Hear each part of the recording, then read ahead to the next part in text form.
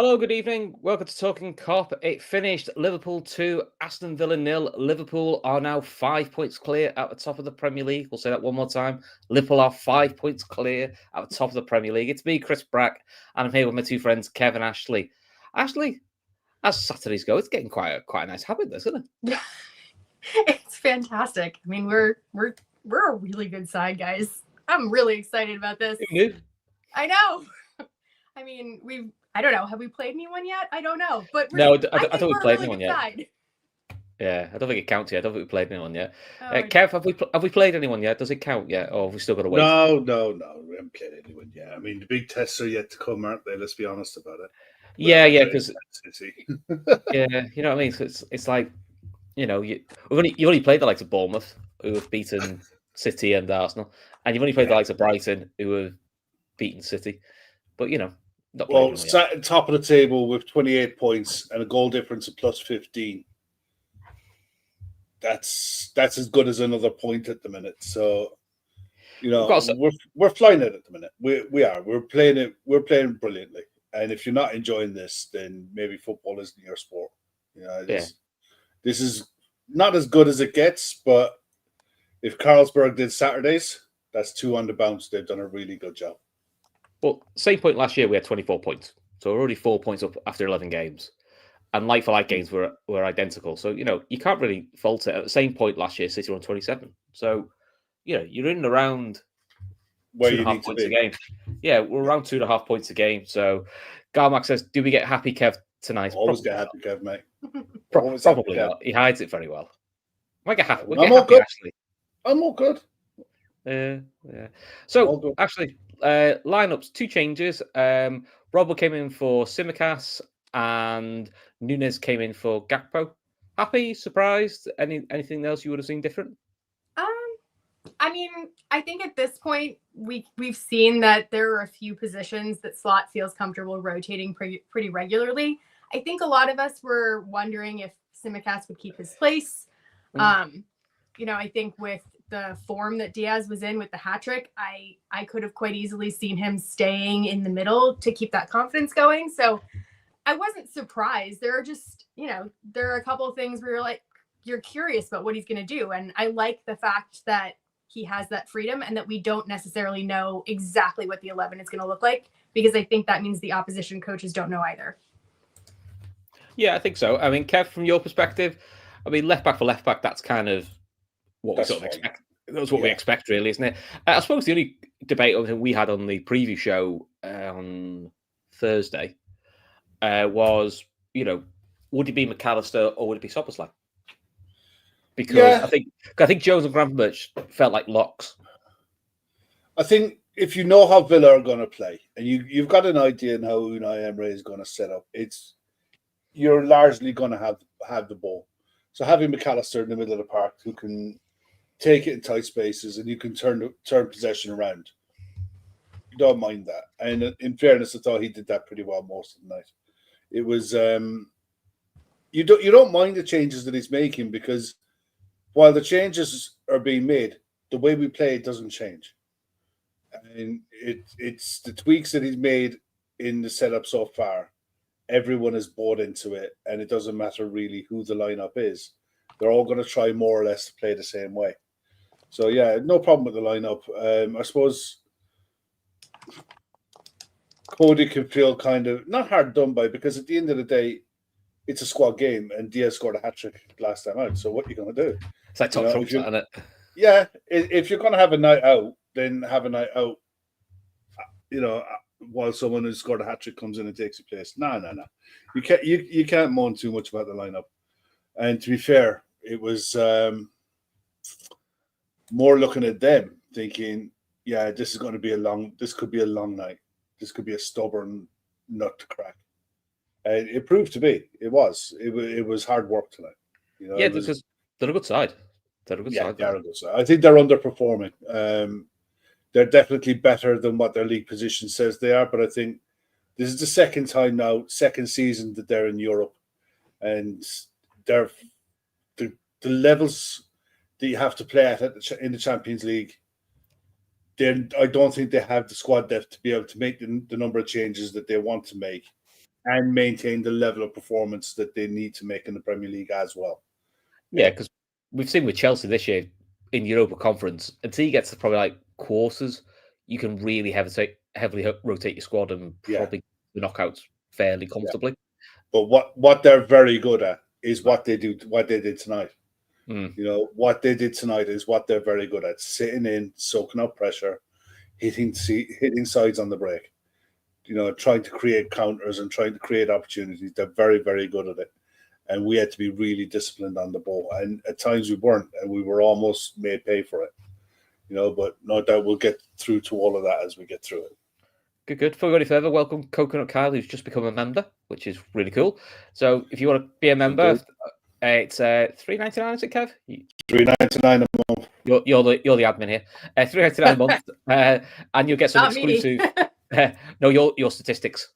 Yes. Your do that part. I can't do the money in the background stuff. Yeah. No, I'm just a pretty face in the corner of me. That's what it is. We'll go with that, Kev. So for $3.99 a month, you get more of Kev's pretty face. But no, we do exclusive members only shows, which non-members can download later as podcasts. And we had some good stuff. We did a member show. Was it Thursday? We did a preview show. Night, yeah. And normally, especially over the summer, we do a lot of preview, a lot of members only stuff. Lots of like looking back at old games, old teams. Quizzes, which I don't do because I'm banned. And that'd be loads of stuff. Drafts and stuff like it's good fun. It's good fun actually, and you get to go in our members chat, which is great fun. Lots of tractor children in the Kev. Kieran B has just whacked in five gifted sub memberships into the chat, so grab them. Quick! If you're in the chat now, grab them gifted subs. Kieran B, thank you very much for that, mate. Kieran. Really appreciate it. Good. Cool. So it was quite a lively start, wasn't it, Ashley? Quite end to end, what you expected. Their team was, I suppose the only debate with them is McGinn starting or is it Bailey? That tends to be the one that's a bit of a like for like, but the back four was kind of what you expected, Onana, Watkins, Rodgers, so all kind of felt like the standard Villa team, which you knew would be difficult. But I thought they turned Liverpool around. I thought Liverpool took it personally and tried to go at them a little bit. I hate when teams do that. It just bugs me. I'm a creature of habit, so whenever I have to, I don't know. It usually doesn't come to pass as that big of an advantage, but it does annoy me. So I'm sure it annoys them. The crowd. Yeah, I mean that's true. Yeah, I think the beginning of the game, it felt kind of similar to like the Leverkusen game where it was very much like just feeling each other out. Like that's what it felt like. It just felt like we were shuffling players around, trying to figure out what they were doing with their system.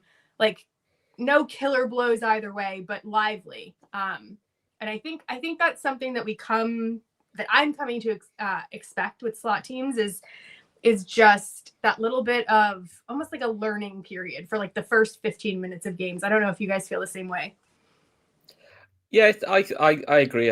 I think it's probably because we're in that routine now of game recovery. There isn't really much training time, so it's probably a little bit of it. They will have some video analysis, but there probably is like first 15 minutes, see what we can do. And I think we've seen this season, Kev, because of the strong foundation we've got of a fairly stable back four with Gravenberch in front, that does allow us to, see things out a little bit and sort of work out where we're going, and then we can get in when we need to. Because I thought, again, McAllister, I thought he was excellent again today.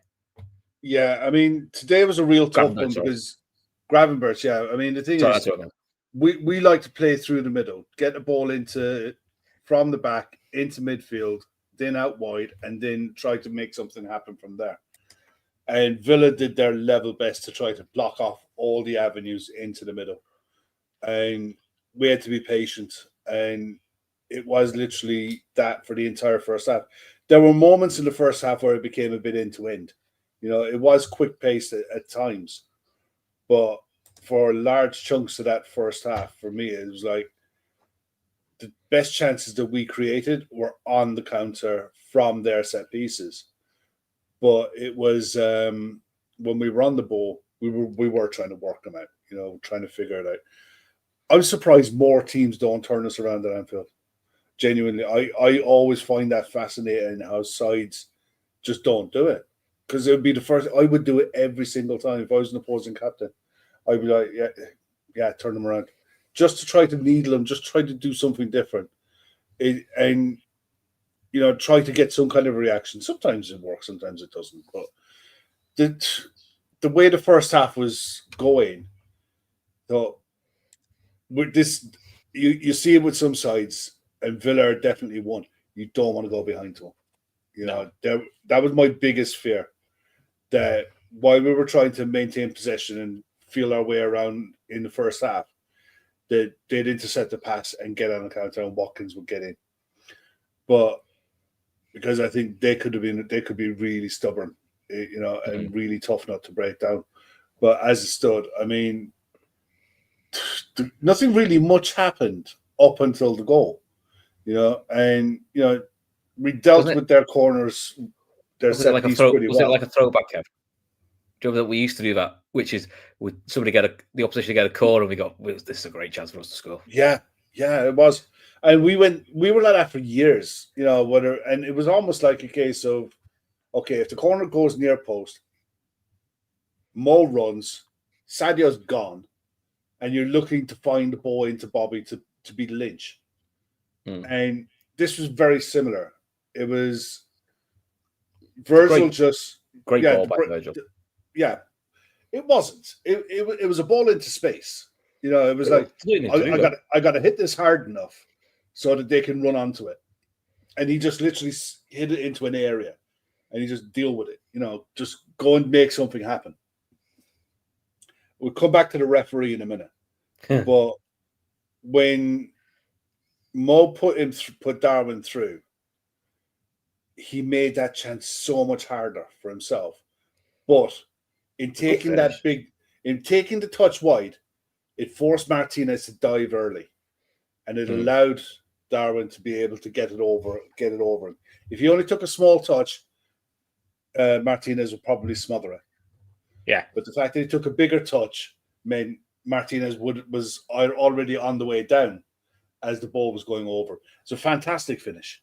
It's an absolutely fantastic finish. But I don't know if there's a referee in the chat. If there's anyone who knows this or not, David Koo signaled that there was no foul. There was no advantage. There was no foul on Salah. I think it massively got him out of jail that Darwin scored. I don't know how you guys feel about it. I don't know if it makes a difference. I'd love if someone could clarify, because I've tried to do some research in the background, and I can't. There's nothing specifically in the Premier League rulebook that gives that clarification about, can the person get sent off for denial of a goal scoring opportunity if the ball still goes in the net.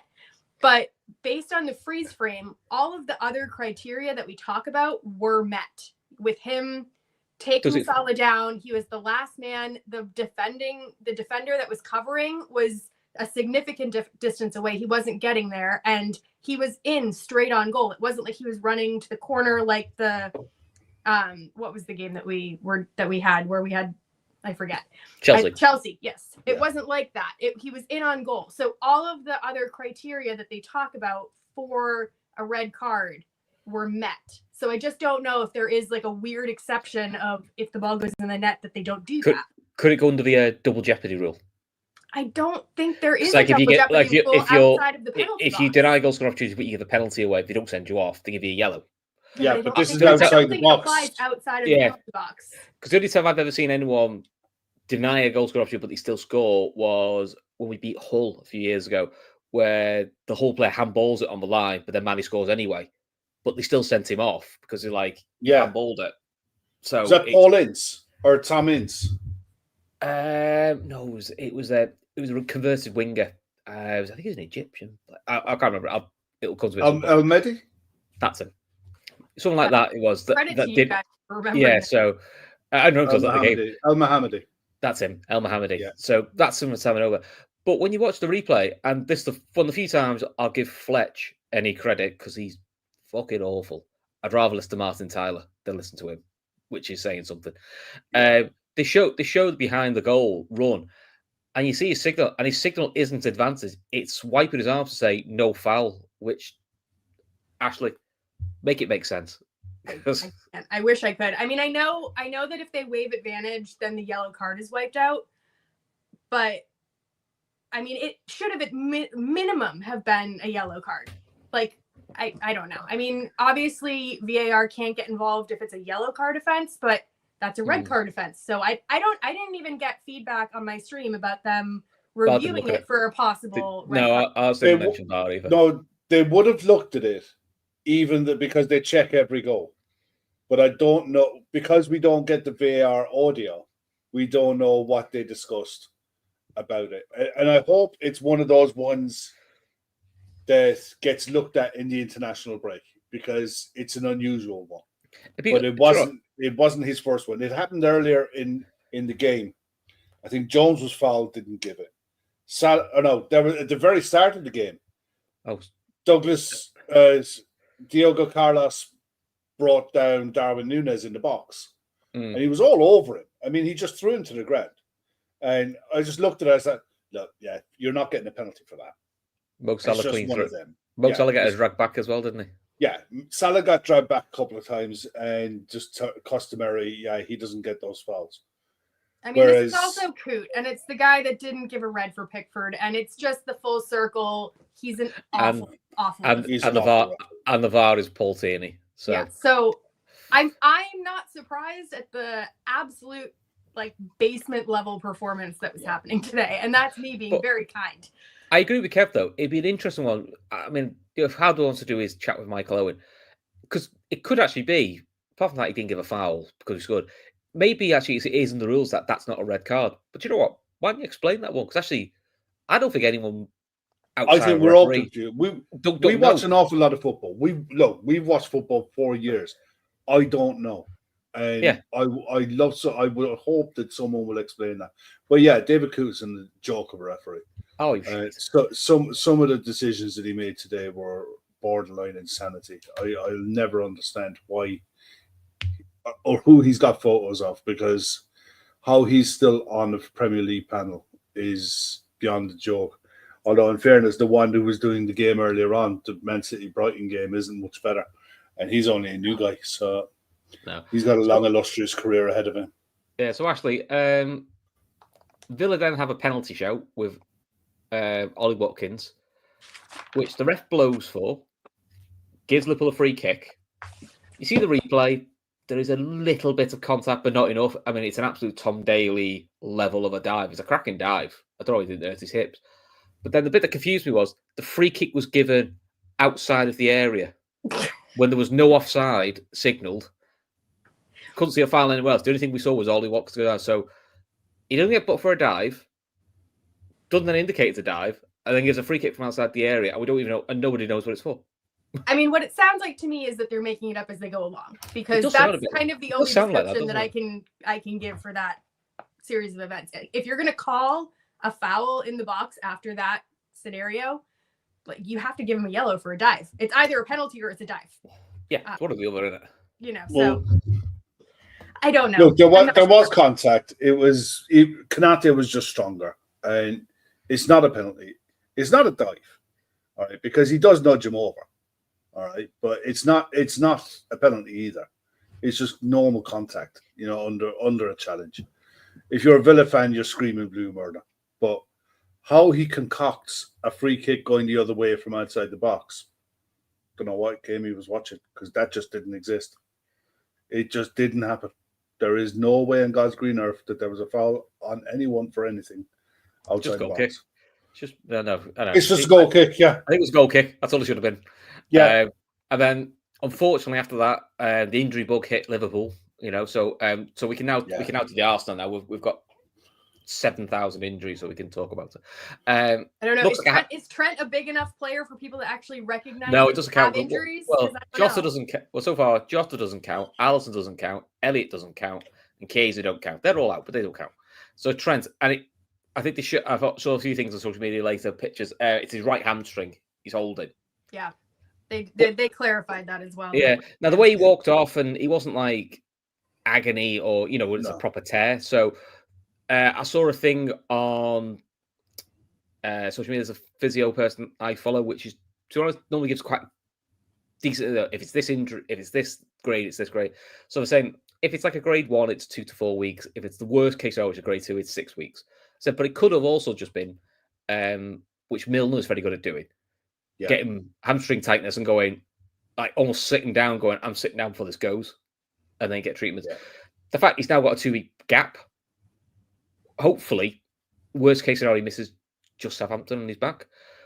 But thank God we've got quite a good backup in Bradley, who I thought, to be fair, did a more reserved game today. He wasn't marauding like he normally does. It was more of a traditional get behind the ball, and play the ball right back.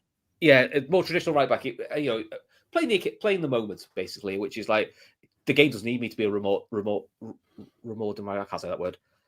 It's more of a. That's the word. Thank you. It's more of a a traditional right back now. Just sit and just basically play the ball down the line and just keep us solid, which you can understand because that is the side Watkins likes to pull to. He likes to pull to the left and then go for things. So I actually thought he did really well. Ashley, Villa get another corner. We get another counter. Yes. Goes through to Darwin, cuts it through on his right foot. You're thinking this could be 2-0, and I think he hit the Wirral. I just wrote down an underline should do better, which I think is kind of my motto for Darwin Nunez for like 90% of the time. He could have had a hat trick today quite easily. And it wasn't like reaching for a hat trick. Like he was on goal with such presentable. I would love to know like what his expected goals were just for him today. But yeah, it was. He makes the hard things look really easy and the easy things look really, really hard. And it's just something that we're going to have to get used to. I do think that it's great that he's at least getting in the positions to have the attempt on target. That was not on target that specific time, but you get what I mean. Yeah, his movement's getting into the dangerous positions. It's just that little bit of coldness he needs. Yeah, the kind of the Robbie Fowler pass.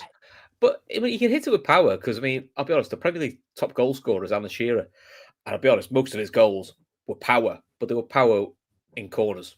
So he can't, that's what he needs to sort of work on a little bit, which is a shame because actually, I thought his all-round game was actually decent. Oh yeah, no, I think he actually did really well today. But he is going to be measured on that because he's a striker. But he's a striker, and he's going to get measured on missing big chances. As Kev, you may have done it. We've criticised Mo many times for missing similar chances. So it's not a pick on Darwin thing. We've criticised Diaz last year when he missed similar chances against Man City. They're the chances you expect to take, and you think that would have made life a little bit easier for us because after that, Villa had a good 15 minutes of corners, and Kev, that guy from Cork's quite good, isn't he? Incredible saves, reactions, brilliant positioning, and brilliant saves. The first one was a great reaction save. The second one, outstanding positioning, and the third one with his feet. It's instinct, and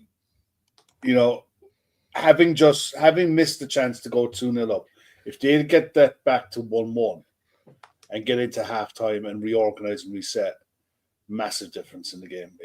Those saves were absolutely huge. And to be fair, Villa will be kicking themselves for it because their game plan was to sit in, soak up pressure, hit on the counter, set pieces, try to make something happen off that. But yeah, Kelleher's brilliant saves. And again, his distribution from the back, always available to take the ball, take the pressure off. And towards the end of the game, coming and claiming corners and taking pressure off the side again and just ending any hope that Villa had of nicking something back and making a last 5 minutes a barnstormer. He just comes and plucks the ball out of the air like he's playing midfield for Cork and just cleans up everything. Unbeaten in his time and goal for us since he's come in. Done everything you could imagine, done everything you could. It's been asked of him, and it really, really annoys me when you see the fees that were being offered for him in the summer. I know goalkeepers haven't been going for crazy money in recent years, but there hasn't been a better goalkeeper move anywhere in the last 12 months that's better than him. And I think there's an argument that he's the informed keeper right now in the Premier League. He is. He's the best. Above He's anyone. Yeah, he's the best goalkeeper in the Premier League at the moment. And I said to him, I don't think he plays. I think when he leaves, if he goes next summer, I think he goes to the Champions League club, and I think it'll be on the continent, and I think it'll be a big club. I think it'll be PSG. I can see him replacing Donnarumma at PSG because they're sick to death of him, claiming a massive wage. They want to get him out. And Bayern need to keep. I'll be honest, I think Bayern probably looking for a keeper soon as well. I think he can play at the top level for any club in Europe. I'm curious if the club is going to look at him in a different light after this Alisson injury. Like, I think I'm curious if they're going to see what happens when Alisson comes back, see if this niggly thing becomes even more of a pattern than it already is. I think there's an argument, and I hate to say this, I think there's an argument to keep Kelleher and sell Alisson. No, the only reason I'd let Kelleher go, and to me personally, I think both will go in the summer. All right, I think it'll be a clean slate of goalkeepers, but I think Kelleher, for the sake of his career, needs to be a number one somewhere. I would have him as a number one if he was to say, and this is obviously caveat, Alisson is the best goalkeeper in the world. If he comes back, I have no problem with him staying whatsoever. Total caveat. So I'm probably going to get clipped up for that, but I mean it in the sense that if Alisson cannot recover the way that we expect him to, I think we actually have a ready-made first-choice keeper in Kelleher, and then we could have Mamardashvili come in and do the understudy thing for, however long he needs to do. It's just a thought experiment. I'm not committed to it, but at this point in time, I just think that the way that he's playing, I would hate to see him walk out the door. And maybe we need to think about him as, I don't know. I mean, I guess he maybe is our most sellable asset right now. Yeah, I think he is. I mean, the other thing I would say is after the Kelleher save is Gravenberch doing what a number 6 should do, which is mop it up and do that. And before Trent went off, we've got to mention, I think it's Rodgers. Digne does a great run, so Trent has to follow Digne going left. Cuts aside, you think, right, he's got a clear shot on goal, and Gravenberch comes out of nowhere, big blocks. And, he's getting really good because, you don't think, you always think of him as the interceptor, but he's getting better and better at those covering interceptions, covering around the back post. I think there was only one probably where he let it go in the second half. He thought probably shouldn't have let it go, but we got away with it. But other than that, Gravenberch again, if we do buy a midfielder in January, even if it is number 6, got some competition there because, he's first name on the team sheet at the moment with Van Dijk. Oh, easily, hands down. He's been a revelation this season. I think we all knew that he was a good player. He had all the attributes to be a good player. So I thought he could do a job in the 6, but I'd never in my wildest dreams thought he'd be this good. And today, that instinct to get back in on the cover, because Trent was stuck between a rock and a hard place. You had Ramsey coming at you, and if he follows Ramsey, Digne's in. Exactly, and it's not a difficult ball to put it in around Trent to find him for the cutback. So you're stuck between a rock and a hard place. He had to trust, and Trent will have seen the picture in front of him as well. He'll have seen that Gravenberch was coming. So it's like he knew that he could go with the runner because Gravenberch, with his long levers, was going to get there. And the bravery then to make the tackle and the accuracy to make the tackle, outstanding. I mean, for someone of his age, his value and importance to the team at the minute is right up there with anyone. He's one of the most important players we have at the club at the minute. Yeah, exactly. But then on the other side, just right before half-time, Robbo has a great chance where he puts the ball across, and to be fair, I think it's Sanchez just gets it over the bar. Otherwise, Darwin's got to tap in. Hopefully tap in. You never know. But I thought we'd talk about Andy Robertson because he had to deal with Bailey we know he's quick and can cause problems, and we know Robbo's had a few issues with last couple of weeks with pacey players. Pace, yeah, that's the best I've seen Robbo play this season. He was comfortable left back, still got forward Anita. He's probably the more advanced of the two fullbacks. And it was nice to see, wasn't it, Ashley, that he just looked solid. He looked Nothing fresh. more. Yeah. Like he looked rested. And I kind of almost think that might be the way forward with him is he's not going to be able to play 2 games in a week like we used to be able to do. But I think if you can rotate the two of them and really like utilize them strategically for the game, like horses for courses, I think that you actually have a huge weapon there. I think he's still a very, very good defender. I think it's early for us to be writing him off completely. I think he's just a little bit older and needs a little bit more recovery time. Yeah, and remember, he's had 8 years of Klopp. Yes. That that level of drive and running will take it out of you. So, there's also that element. Arsenal for Life's in the chat. Good to see you in the chat. I haven't seen you for a little while. He's saying Liverpool need to be stopped. Well, you had your chance when you were 2-1 up and you just decided to go full on defensive, which, Arsenal need to win, Kev, don't they, tomorrow? Wise, 10-point gaps. That's a difficult turnaround, even this early in the season. 10 points is a big mountain to climb. You can mark it off now. Arsenal are not catching us this season. Unless we implode. If things stay the way they are, Arsenal keep playing the way they play, and we keep doing what we're doing, they're not catching us. No side at this stage of the season has clawed back a 7-point gap to go ahead. Was Arsenal's against United the 12-point one? Arsenal haven't managed to do that. Other sides have, but Arsenal have never overcome this level of gap. So, and I just look at Arsenal at the minute, and they were screaming out in the summer for a centre forward, rightly so. The fans were screaming out for a forward, for a striker. They badly need a striker. And the worst thing that could have possibly happened to them is that they spent money where they didn't need investment. I agree with what people have been saying about Arteta trying to win it the Jose way. He's like, look at it. He's like, we can't compete with City by outscoring them, but we can be defensively solid and try to win games with set pieces and be dominant in that respect. And that's fine. But that's not going to win. Had a dominant forward. Exactly.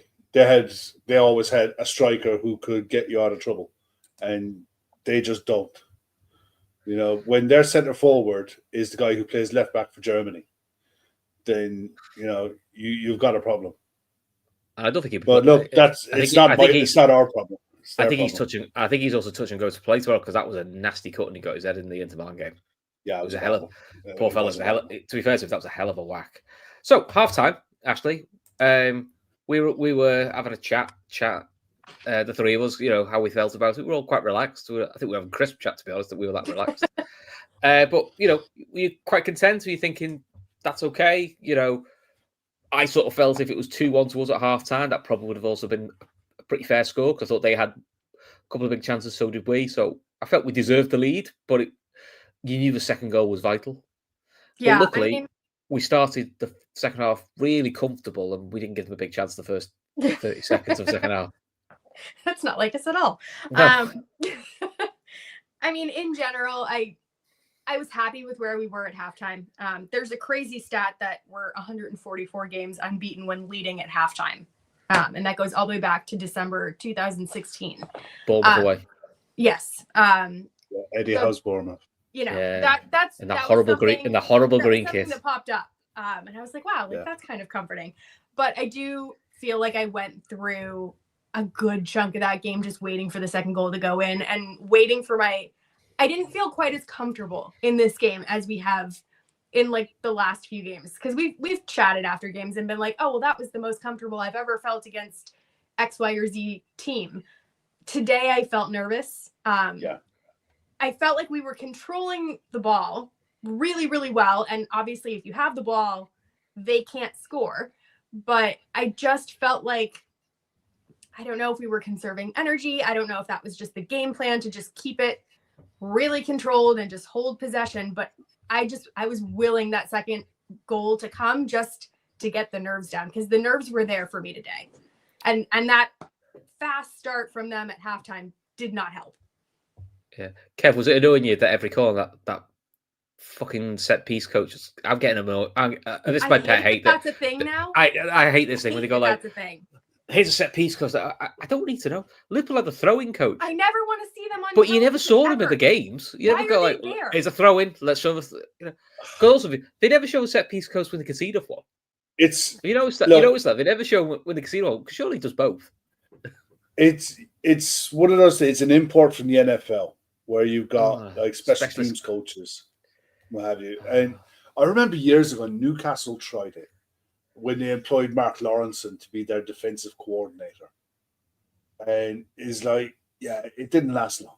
It's just TV needs something to point at. It's something new. Apparently in the Brighton game, they interviewed the Brighton coach at halftime.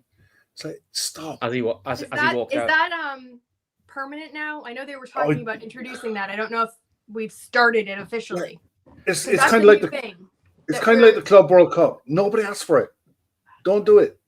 Well, that's it's a new rule that they have going forward. I don't know when it comes into play, but it means that either the head coach has to do an interview at halftime, a player has to do an interview, or there's some sort of behind the scenes bullshit that they're going to have going. Yeah, they'll fight tooth and nail to keep the cameras out of the dressing room. That's the last thing. Yeah, but there's like 3 options and each team needs to choose one, which I am totally against, especially like I know that this is sort of like an American thing they're trying to bring into sports over there. I am not in favor of it. No. So absolutely not. I don't have heard you. It's not a magnificent mane. It's a horrendous haircut. If you want to, honestly, it's a horrendous haircut. It's not much better than a beard. So, no envy from me. I just don't get it. And every club does it. Like United had one. They've stopped showing him because they keep conceding off him. Do you know what I mean? It's like, I bet you Pep's got one. We just don't know who he is. I'm sure Liverpool have got one. I just don't know who he is. I don't need to know. I don't care. They all have analysts, and it's just like, look, this is what is fashionable at the minute, and it'll go away. It always does. But the way we came out in the second half was literally a case of the 2 fullbacks stayed back. They tried. It was funny actually. Alexis McAllister came back and tried to help be an option for Gravenberch. Because I think that was probably the one thing in the first half. We were trying to force the ball into midfield a little bit too much. And when it wasn't on, Virgil would go over the top to Mo. And they were different outballs. But this time, the second half was, okay, look, we're 1-0 up. We don't have to go and chase the game. We'll try to draw. We had most of our success against Villa in the first half by drawing them on and hitting them on the break. So just carry that on. And that's kind of what it looked like. I was with Ashley though. The longer it was going, I could just feel a mistake. There was a mistake in us. And it wasn't even a mistake. It was a forced error, trying to force a pass or underhit something. And with the players that Villa have in midfield, the 4 midfielders, it was like they'll nick something and they'll get on the counter. It was. Let's talk about Pau Torres, because he was upset with a few incidents. McGinn takes a free kick. Pau Torres goes down. They're asking for VAR. They showed the replay, and let's call it as it is. Bradley's got a good chunk of his shirt. Gives it a bit of a pull. Now he lets go, and VAR said it wasn't enough for a penalty. But actually, why take the risk? It's not a risk he needed to take. It's not. That felt like panic, because even if he'd got it, from there, the best he could do was flick it on. I mean, I don't think the ball was particularly close to him. I don't think. I think that's what gets him away with it. I think. And I don't think that the shirt hold was long enough. That was what they gave as an explanation for me, and that looks really different when they slow it down in slow motion. But that was the explanation they gave to me on my stream, was that the shirt hold was not a long enough duration to have caused that level of falling down. Yeah. So Kev, it's just. I mean, he's a young player, so it's it's a thing he's got to learn. But it just felt like a little bit of panic that, and he's like, don't need that. Just need. He just he got to run on him, and his instinct is to reach out. and grab. But at the end of the day, Connor Bradley is about 8 stone 3 soaking wet, and Pau Torres is just We'll come to Pau Torres because Virgil's got a great line. His only incident. Yeah, he like a sack of spuds. And in fairness, he went looking for it. But there was nothing natural about that. Let's put it that way. And in fairness, if they started giving penalties for that, and if they did, it'd stop it very quickly.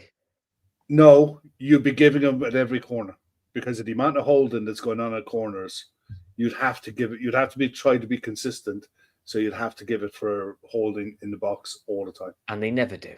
Never do. So at the end of it has to be. I think it has to be a case that the player would hold on, and you can physically see the shirt like that being pulled almost off. In fairness, you could see that in this. But I just don't think it was that long. Yeah, no, it wasn't. But also, before he got took off, Robert puts a great ball into Darwin, 5 yards out, just in front of the near post.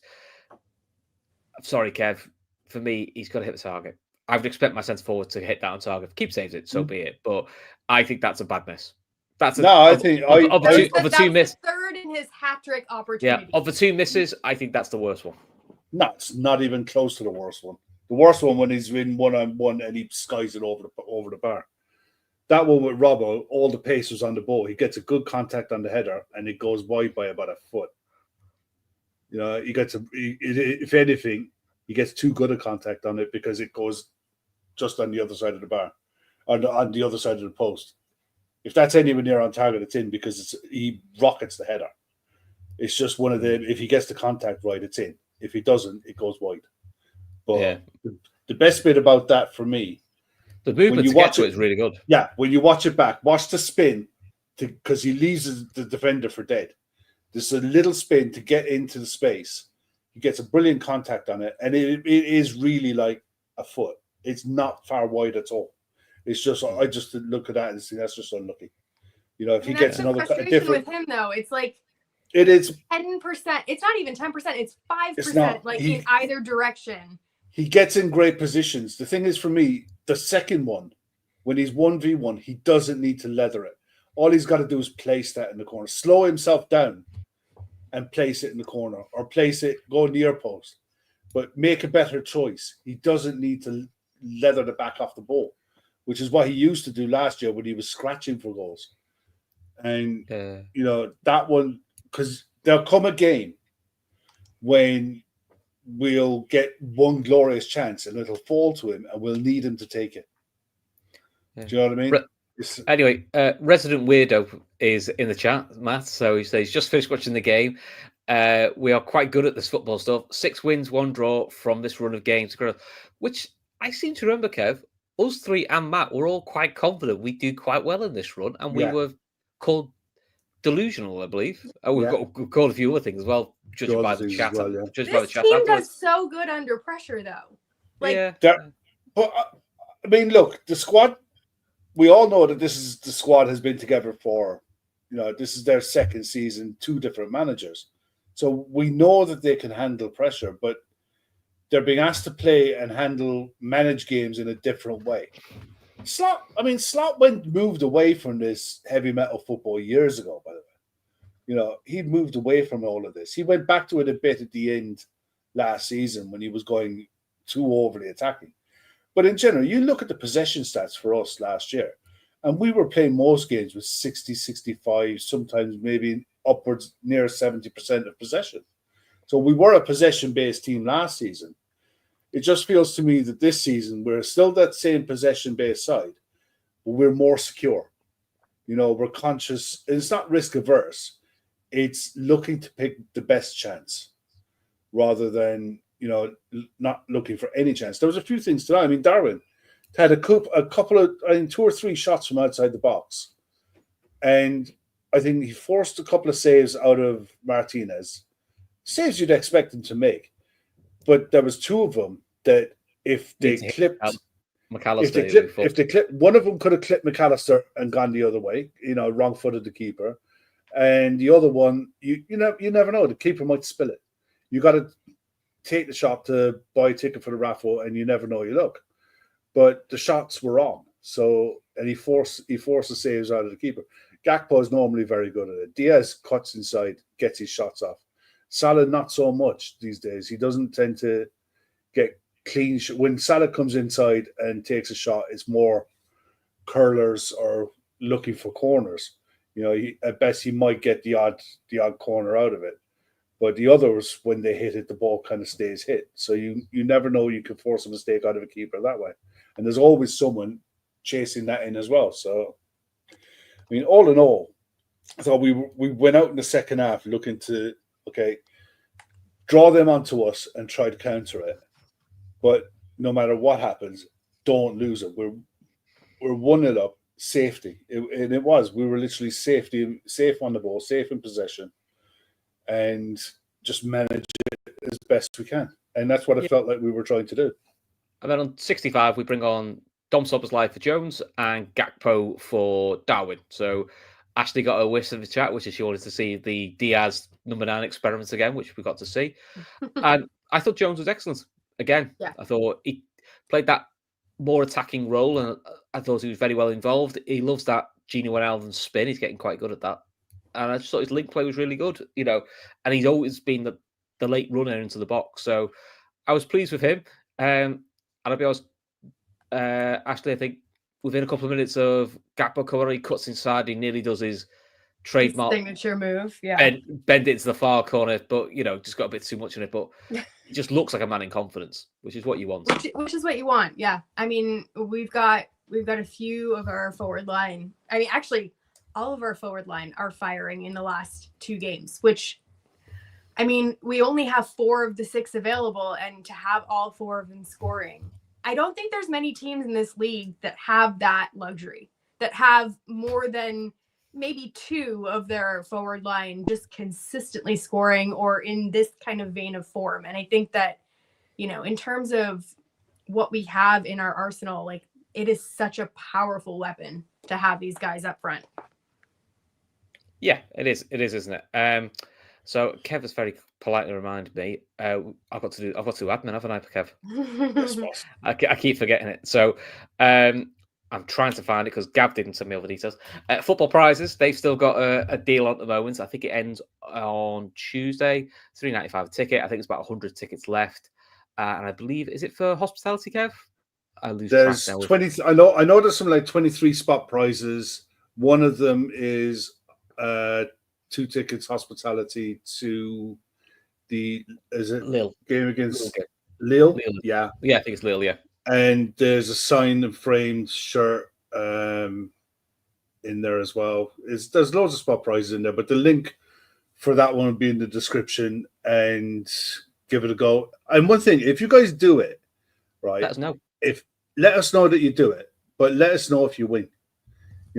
Even if you win a spot prize or something, just stick it in the chat on a show one night when we're on, and just let us know how it goes, because it's brilliant that they do some great stuff. They do have some really good offers and good deals. I've entered a few of them as well, and we've not won yet, have we, Kev? I've not won yet, but I'll still keep at it. And the other thing as well is the 2 charities, the Lighthouse Cafe in Dublin and the Fan Sporting Food Banks in Liverpool. Still trying to raise 10K. If you can donate, please do. If not, please share it. The other thing as well, congratulations to Zoe's Place in Liverpool. They managed to make their target, and well done to all involved and anyone who's contributed to that. Big applause. That's a huge effort for the community. And it's one of those things. It's one thing you hope you'll never, ever need it, because if you do need it, the last thing you're going to be thinking about is how to fund it, how to pay for it, you'll just, and to have a service like that there for, you never know when. It could be you, it could be a friend, it could be anyone that, around you, that having something like that is an amazing thing. And the fact that it's been saved, great credit to the people in the city. It is really good news. So let's talk about the last goal, because this gave me Man City 1920 vibes. which is I'm all for. So they have a free kick. Pau Torres goes down like he's been shot. Like someone's absolutely kneecapped him. Liverpool run around, give it to Mo Salah, and Mo Salah does Mo Salah things like he's playing United at home, just slots it past Martinez. It's a really good finish to make that 10 goals and 10 assists so far this season. He's now the fastest person since John Barnes in 1987 to get to 10 assists already. So ridiculous. And I think he's one of the fastest to get to 10. So, you know, I think if he doubles that again, I think he sets a new record. I think that'll be 3 seasons doing 20 goals, 20 assists. So, you know, the man's unreal. Then we had the VAR wait because, is this going to be because we had the City game, they're going to bring this back. And when you watch the replay, there's barely any touch on him. The way he goes out. There wasn't a touch. He stepped on Gravenberch. And then Van Dijk just says to him, "You're fucking 6'4." And just looks at him, and honestly, he just absolutely went. It was desperation stakes, but it was. He knew he was out of position. There was no contact on him whatsoever. He stepped on Gravenberch. It was hope. Yeah, it was hope. But again, that shows the compose. That's why Slot will invariably try to keep Salah on the pitch as much as possible. Because again, Salah got a goal he got a goal and an assist today, and I don't think he did anything special in the game other than what you'd expect him to do. Take the goal and the assist aside. He's played much better in other games this season and got nothing out of it. You know, but when the big chance comes and he makes that all by himself, and someone put it in the chat there a minute ago, that's the composure in front of goal. You know, wait for the keeper to make the decision for you and bang in the near post, up and out the way. You know, keeper hasn't got a hope of saving that. And that's it. That was on 84 minutes, game, set, and match. You know, that was it. And you can sit back and relax and put your feet up and just enjoy the rest of the game. I love the celebration too. I love him recreating that celebration because that was the one that he first created when he scored his 150th goal. And I feel like Mo knows when to use celebrations to kind of place landmarks in a season for our team. It's when the shirt comes off, you know, exactly. It's a big goal. Like he has a very almost artistic way of celebrating a goal in a way that just kind of places a landmark, and that felt like that today. And I don't know, that felt like a moment. I think that we might look back on that if things tend to go in our favor, even before the season ends. I think we'll continue to look back on that as a moment. Yeah. So let's just have a bit of a wider chat before we go. And then, before we go, and before I get Ashley to read all of her quotes out, because I'm lazy like that, and I like to give her all the credit for this. What do we think in the context this means? Because I can't help. It's hard not to get excited after the last 2 weeks. You know, City have now lost 4 on the bounce in all competitions. First time ever in his career that's happened to Pep. Last time it happened to City, Stuart Pearce was the manager. So whoever thought Stuart Pearce and Pep Guardiola would be in the same record, that's how rare it is. I know. So that's how rare this is, this blip for City. Now listen, it's hard for me to get too excited because City always have a blip round October, November. But watching the game, Brighton's second half looked like they did against Liverpool first half. It's like the reverse of the Liverpool game because first half they were non-existent, but they were like that second half against us. And listen, they took the goals really well. But Ashley, do you sort of feel like we could start getting excited yet? I think that it's one of those I'm getting excited. I'm not getting overconfident or carried away. I'm just getting excited about seeing this team click in a way that I wasn't expecting it to click so early. I said it the other night that this season feels like a bit of a free hit. It feels like all the pressure is on other teams to live up to expectations. This year, I don't think anyone was expecting us to do this well. I think a lot of people were expecting us to be in and around the top 4 and maybe challenging in Europe because that's kind of the Liverpool way. But I think where we are now we're just at a really nice advantage. It's a really nice like taking off point where if this team wants to take this opportunity and seize it, they have everything in their favor to do so right now. Yeah, very well said. So I'll let you do your bit now. Matt is so much better at this than I am. So. No, come on. Everyone likes to hear you do your Arne Slot impression. I cannot do an Arne Slot impression. But he said post-match, in general, we had control over the game and scored, which you wouldn't expect from all this possession from 2 counter attacks. Pressing the goal kick, we were outplayed a few times. In my opinion, it was too easy. On the break, he said, I'll get some sun in Europe if there is any. On Darwin Nunez, he said that he's happy with him. I wonder what would have happened if he wasn't there. It felt to me like it was a foul on Salah. So that kind of goes back to what we were talking about with the red card. Talks a little bit more about time off that he's going to take in the international break. My children are in the last year of school. In the upcoming weeks, they have exams. At first, I'm a father. I will help them. And he's talked about that a lot, about using the international breaks for family time. So I think it's important for him. He goes on to say, all our attackers have great numbers, but Mo Salah stands out at the top. Konate was interviewed post-match. He said, I am very happy. I worked so hard to be the best in my position in the world. It will come one day for sure. He's already pretty close. So Konate was asked about Nunez. He said, I'm very happy for him. He has to keep going and keep pushing, and he will score many, I'm sure. Emery was interviewed post-match, and he talked about the Bradley Torres penalty incident. He said, with the VAR, it was a clear penalty because of the pull in the shirt. I know in Europe it is a penalty.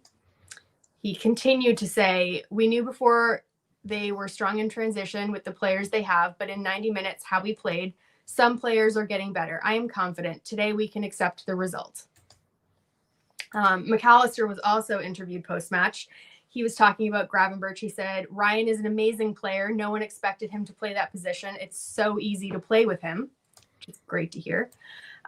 He talked a little bit about Mo Salah. He said, he's amazing. We are so happy to have him with us. When you have Mo Salah, you know he will deliver and get the numbers. McAllister continued, if you look at the last minute, Lucho did a run of 50 meters and defended the ball. That's what we want. Then lastly, Konate on Slot, he said, at the end of the season, we will see the impact he's had on us. Oh, there's more. There's 3 more. Sorry. Slot on the title race. He said, if you win, it mostly doesn't get better than that. We only focus on ourselves. A win against a very good team like Villa. On counters, he said, we did put an effort into preventing them from scoring. Set pieces was their main threat, which I think we all saw. Mm-hmm. He continued, 1 or 2 times we needed the goalkeeper. The counters were pure quality, and what the players come up with in these transitions, I might have just cut the quote off. I'm sure he said something really great after that. So fill in the blank with your imagination. No, it's all right. Thank you for that, Ashley. You do all the hard work. You should take the credit for it. Right, before we talk about tomorrow, Kev, man the match, an honourable mention. And if you have a who could do better, grand. But you might not have one. No, I don't. Konate, for me, was man of the match. I said it before we came on air. I thought he was brilliant. He's one-on-one defending. He's assuredness on the ball. I was really worried in the second half where it looked like he took a knock.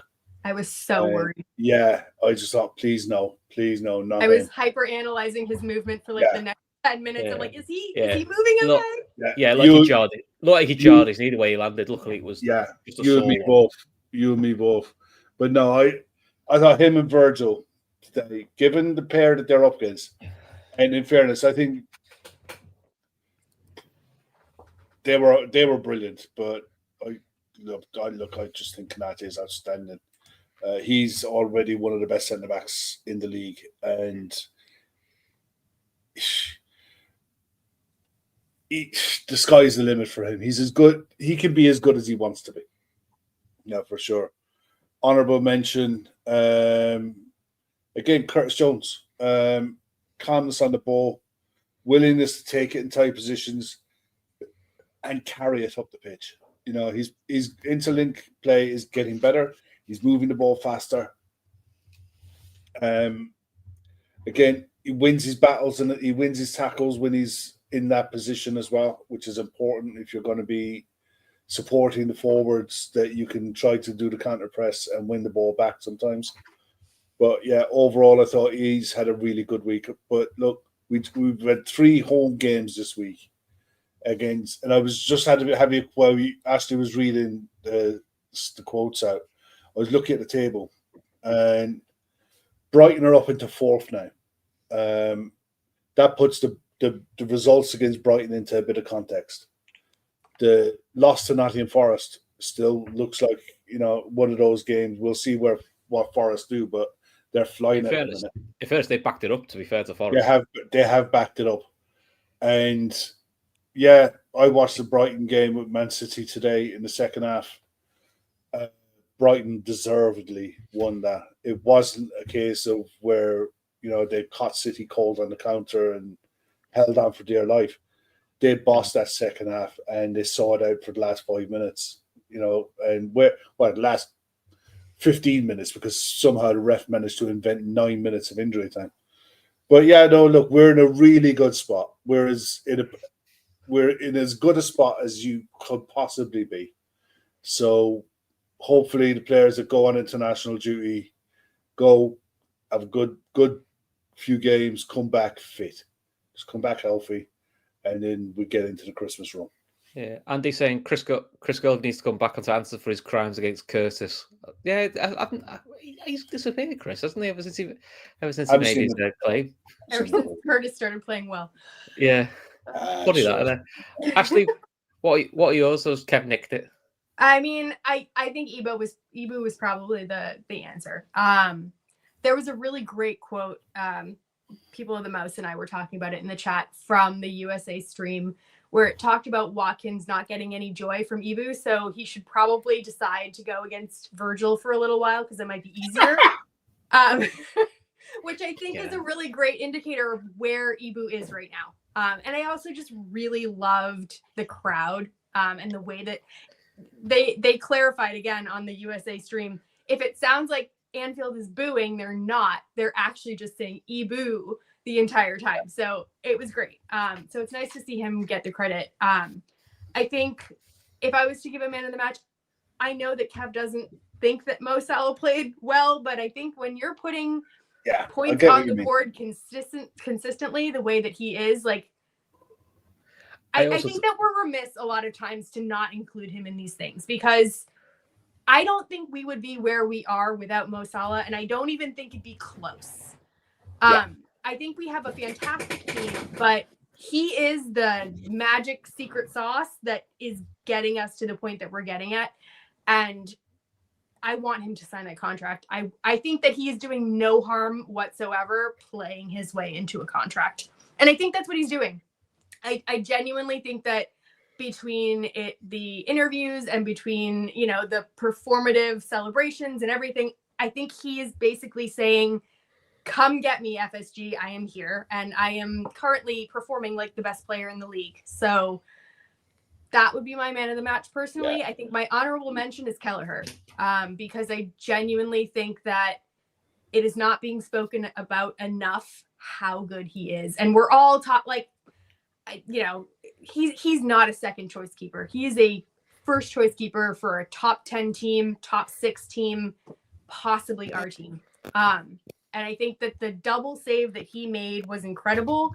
And again, I don't think we'd be where we are without him. I think between him and Mo on either sides of the pitch, like, they are the ones that are keeping the points on the board. So those are my two. I mean, could do better. The only thing I'm annoyed about is the fact that McAllister didn't get his 5th yellow card. So I'm hoping he gets rested. Not do a Ramos. Southampton game, because I want him to be able to play in the City games. So that's my only annoyance, and he could have done better by just yanking someone down. Yeah.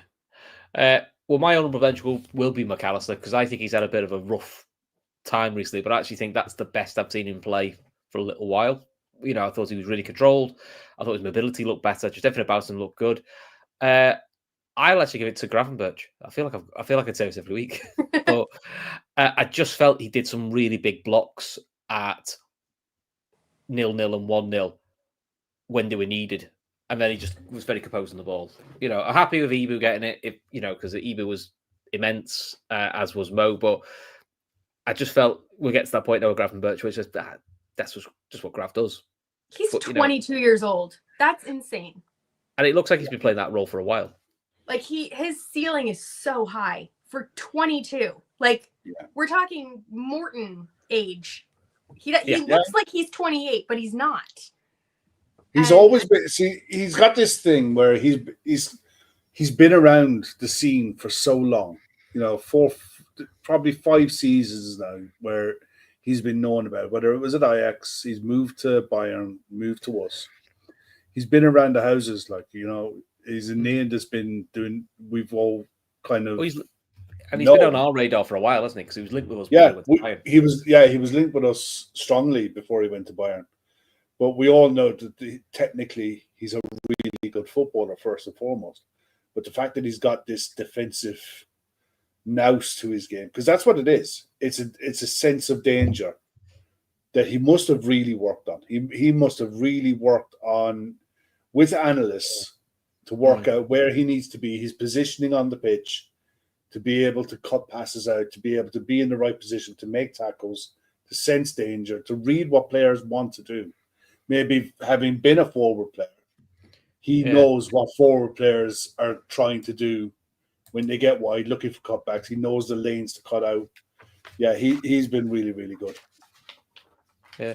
Do you know what I actually think, Ashley, is I think he's actually starting to enjoy defending. I actually think these last-minute blocks and last-minute interceptions, you start to get the feeling he's getting quite a buzz out of that, getting that last-minute block in and getting that last-minute interception and doing the covering work. I think he's actually starting to enjoy it.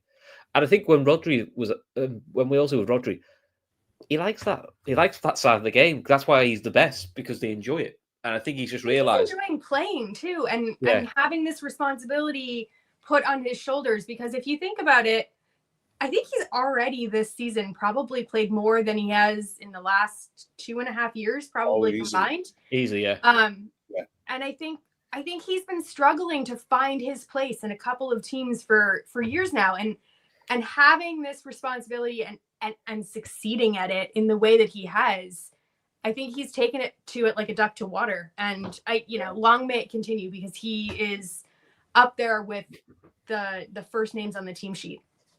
Yeah, I think my biggest worry when we signed him was he hasn't played. I don't think he even finished a 90-minute game for Bayern the season before. Don't think he did. And that was my biggest fear of signing him for 30-odd million. It wasn't as if we paid, chump change for him. We paid good money for him. That was my biggest worry, was can he pick up the gauntlet and play sustained amount of minutes? And I think last season was probably the best thing that could have happened to him, was he was dropped in and out. He was used, didn't drop back out again. And I think he probably physically worked on himself to come back to be the player that we're starting to see now.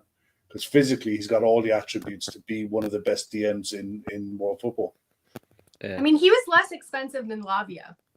We paid 40 million euros for him. I think Chelsea ended up paying 53 million pounds. Yeah, 62 million euro, I think they paid. Okay, yeah. So considering that, and considering the market for sixes and how expensive they have been in the years past, I 40 million euros is obviously a large chunk of change, but looking back on it, it feels like a bargain. Oh, it's a great. It feels like a bargain based on how he's playing now.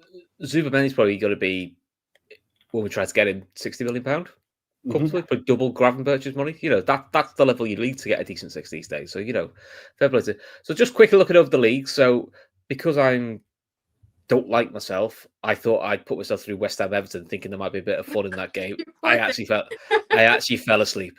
It finished 0-0. They are two fucking dreadful sides. Honestly, both managers should be sacked just for being so dreadful. They're awful sides. What I should have done, and I need to learn this, if in doubt, watch Brentford. Watch Brentford. Yeah, honestly, they seem to be scoring like, I don't know. It's amazing. I can't guarantee Brentford the win, but there always seems to be like 5 goals in every game with Brentford. So they won 3-2. Palace looked like they're in a bit of trouble, losing at home to Fulham. They had injuries and they had a horrible red card. They were lucky to get away without an injury. Big win for Wolves. That's a proper 6 points. He needed that. He needed that. I think he was in trouble. Yeah, Gary O'Neill was in trouble going into that one. That pulls Wolves now a point off Palace to get out of the bottom three. So that sort of I think helps they're them. well capable of doing that. I think so, of course. And then I think there was another game up there. There was another one. Let me find it. I think it was on the South Coast. Brighton Man City. That was quite good. That went well, didn't it? That worked out in our favor. Okay, right. Before we go, then, quick round robin. Just give me your predictions. United Leicester. Kev. United will win that 3-1. Ash. Yeah, unfortunately, I think I'll go 2-0. I think 2-1 Man United. This will be a good one, actually. Forest against Newcastle. If Forest win, they are 1 point behind Man City. I mean, they're on a run. I think Chris Wood keeps it up. 1-0 to Forest. I'm gonna go 2-1 Forest. Kev? 2-0 Forest. Chris Wood against his old side. Oh yeah, like that. Spurs against Ipswich. Kev, you would assume this would be a routine Spurs win. You would assume. It's Spurs. You don't know. Spurs should have enough to win that comfortably, but they made hard. You just don't know what you're going to get with them. And not in a good way. Yeah. They should win. I think Spurs. I'll say 3-1 Spurs. Yeah, I had 3-1 as well. Ashley, what have you got? Yeah, that sounds about right. I think I could see Ipswich going up early, kind of feeling hopeful again, like they tend to do, and then just getting. But Spurs tend to concede early as well. Yeah, and then I think just second half they just get smushed. I've always gone 7-6 Spurs. I mean, I might watch that. I mean, it would be entertaining. Yeah, and then last one, Chelsea against Arsenal. It sounds like Cole Palmer was a big doubt for Chelsea, and it sounds like Declan Rice might be a big doubt for Arsenal. There's rumours that he might have broken his toe. Where has it been played? At Chelsea. Chelsea so far haven't beat anybody in the top six. Well, traditional top six, sorry. Yeah, I think Chelsea win that one 2-1. If Christopher Nkunku plays, or João Felix will probably come in to replace Cole Palmer. Okay. But I fancy Chelsea to win that one. I'm going to go 2-2, which probably still doesn't help Arsenal, to be fair. I don't know. I don't know how serious the Cole Palmer injury was. I mean, when it first came out, it seemed like he was fine. It seemed like he had a day off from training, and then was this the one? Maresca said something about him coming back into training, not a problem. It was not that big of an issue on his leg. Was this after the Martinez hacked him down? Yeah, after the challenge. But I don't think it was that serious. So I wouldn't be surprised if he plays. If he does play, I think Chelsea win. I think that if he doesn't play, I could see a really annoying, hard-fought 0-0 or 1-1. Okay. So none of us expect an exciting game. Cool. No. And then tomorrow I will be at Liverpool women against Chelsea. So there is guaranteed to be lots of goals in that game. Sadly, I think it might go to the blue side because they are at the moment an absolute machine. Yeah, they're one of the best sides in Europe, to be honest. Yeah, but 12:30 start. So I think it's on Sky. It's on Sky BBC. I think it's on telly. So if you want to watch it. Yeah, it'll be free to air as well, I'd imagine. Yeah. Sky so you can see. Yeah, so you can. You might see my happy face in the crowd. Probably not, but you never know. So, Kev, Ashley, anything you want to say before we go? No. I'm all good. I mean, fantastic. The Reds go marching on. Cool. So keep an eye out. Sunday we'll have Fat Back 4 with the guys who will go through all this and talk all about the weekend, and hopefully be talking about an Arteta meltdown. But more importantly, Liverpool are top of the league. And for life. Yeah, I'm not. But Liverpool are top of the league, 5 points clear. I'll say that one more time. Liverpool are top of the league, 5 points clear. Take care. Speak soon.